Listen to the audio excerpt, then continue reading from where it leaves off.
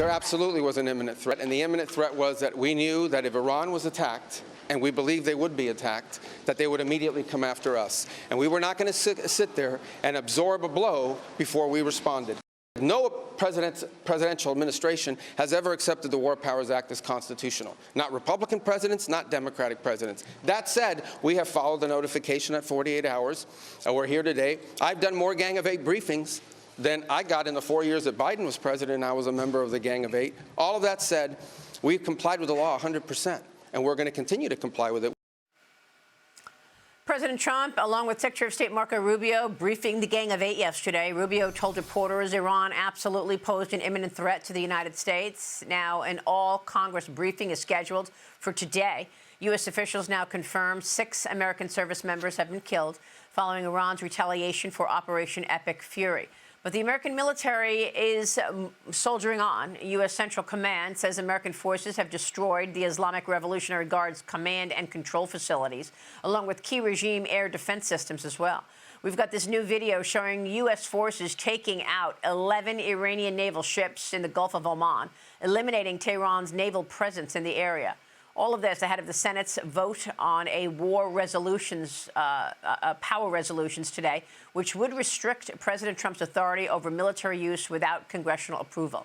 The House voting on its own version on Thursday.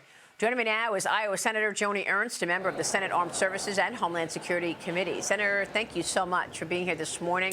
And, of course, thank you for your service. You served as a company commander in Kuwait and Iraq, leading 150 Iowa Army National Guardsmen during Operation Iraqi Freedom.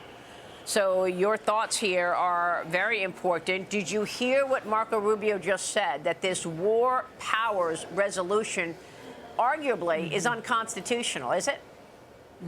Yes, and thank you, Maria, and thank you to President Donald J. Trump, absolutely, for making our country safer and protecting our friends and allies through the Middle East as well. I heard what Secretary Rubio said, and I do believe it as well. We have gone through administration after administration with president after president making these types of strikes all around the globe, and yet the Democrats during Democratic administrations never raise their voices or their opinions on war powers resolutions, on the constitutionality of the president making these strikes. But what we have seen is an Iran that has risen up and has posed a threat to the United States of America for decades now. And we knew there was an imminent threat. We will receive more on that later today.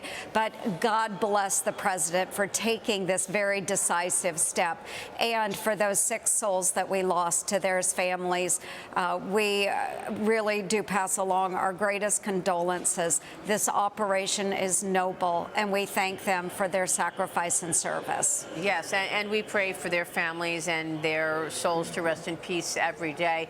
Senator, I want to get your take on the impact to our weapons arsenal and what this means in terms of so many of our assets in the field right now. What do you want to say about that and the fact that President Trump has been very clear in saying that we cannot make weapons fast enough? Why is that, and what does this specific conflict mean for defense spending, increasing the arsenal and the reserve that we have? Are you considering, and will you be talking with your colleagues about a defense supplemental package in the coming weeks? Yes, and that is possible, Maria, but what I will say is that the president did want to increase defense spending in this upcoming year. It is something that many of us are very, very supportive of. We would love to see that $1.5 trillion as it goes to our War Department and making sure that we're defending the homeland. So absolutely, these are conversations that we will have. I was also having a conversation with General George. He's the chairman of the Army. He's Army Chief of Staff, about Freedom's Forge and where we go with our defense industrial base. This is a conversation we have been having for years, but we see with President Donald Trump that this is actually being acted on. So we need to develop greater capabilities in getting those munitions put forward as quickly as possible, building those platforms as quickly as possible, and not just for the United States of America, but also being able to supply our friends and allies as they take on greater burden sharing. And that is incredibly important as we look at our partners through the Middle East. We've got threats of potential Iranian retaliation at home rising, Yes. making funding for the Department of Homeland Security even more urgent. This shutdown is now stretching into day 18. In the Biden era, from February 2021 to November 2024, more than 1,700 Iranian nationals crossed the southern border into America. Democrats and the White House exchanging offers and counteroffers to get the department back open. Would you be poised to use a defense supplemental package as some kind of a compromise to get things open again? It is quite possible.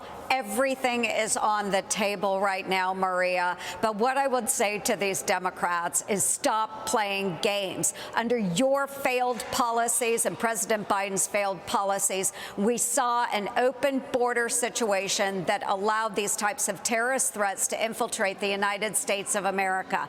It has got to end. Stop messing around with the Department of Homeland Security. Provide them the funding that they need to secure the United States of America and remove the threats that exist from within. Yeah. That is my message to them, Maria. It can't be any more clear than this. Especially since we are now worried about terrorist cells in America getting activated here. You being on the Senate Homeland Security Committee, should we be worried about potential terrorist acts on American soil? We saw what just happened in Dallas. Yeah, as much as I hate to say it, Maria, absolutely we should be concerned. And we know that Iran has placed sleeper cells, not just in the United States, but all around the globe. Wherever Americans are or any adversary to Iran, they have those sleeper cells. We have seen American administration officials, think about Secretary Pompeo and others, that have been targeted by the Iranians, specifically named for assassinations. So we know that these threats exist. We have to deal with them. Well, Gulf Arab states are using advanced U.S.-made air defense systems to intercept hundreds of Iranian missiles and drones, limiting overall damage so far.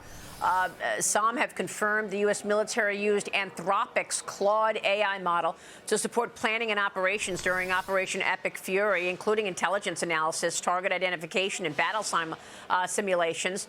The administration says the government will end its use of AI tools made by Anthropic.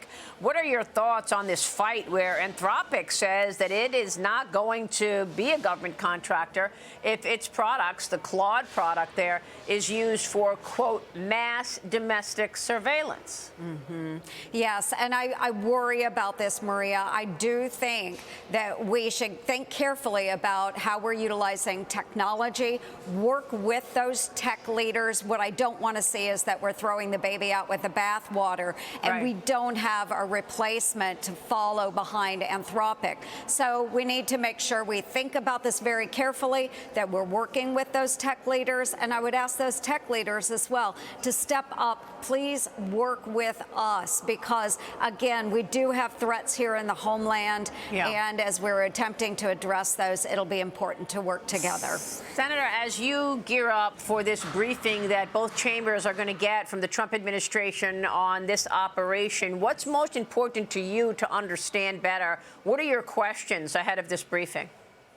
Well, Maria, I have followed the situation in our Central Command AO for a very long time. I obviously focus on this area because of my service in that area. But what I am hoping that the briefers can do is stress to anyone that has qualms about this operation is that there was an imminent threat to the United States of America and how we are going to stop the development of nuclear weapons in Iran, the development of ICBMs, intercontinental ballistic missiles, and stop the funding of terrorist proxies.